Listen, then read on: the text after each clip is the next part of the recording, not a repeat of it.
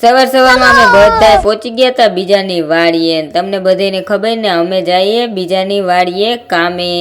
પછી હું બધાય વર્ગી ગયા હતા હાયરું લઈને. પછી હું મેં મારી હાયર લઈ લીધી હતી અને પછી બેઠા બેઠા મેં તો કરી દીધું હતું કપાસ ઉતારવાનું ચાલુ. તમે કમેન્ટમાં જણાવજો કપાસ વીણતા મને આવડે છે કે નહીં. પછી હું 9:30 વાગી ગયા હતા એટલે મેં તો બધાની મોર મારી બાચકી ભરી લીધી. પછી બધાની બાચકી ભરાઈ ગઈ હતી. અમે પછી બધાય તરફા લઈ અને બધાય અમે બાચકીયું ઠલવતા હતા તરફારમાં.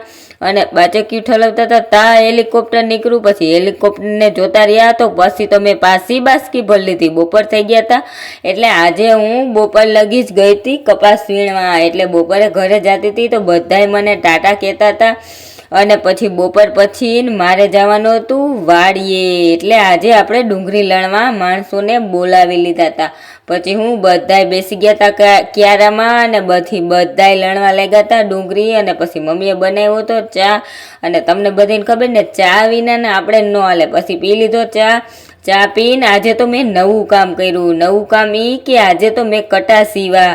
તમને કોઈને કટા સીવતા આવડે છે મારી જેમ તો કમેન્ટમાં જરૂરથી જણાવજો. મને તો કટા સીવતાય આવડે. પછી સાંજ પડી ગઈ હતી એટલા કટા લઈને ને તમને કેટલો ટાઈમ થયા મારી ધનુને જોઈ નહીં હોય ને જોઈ લ્યો. આજ મારી ધનુને લઈને હું ગઈ હતી વાડીએ.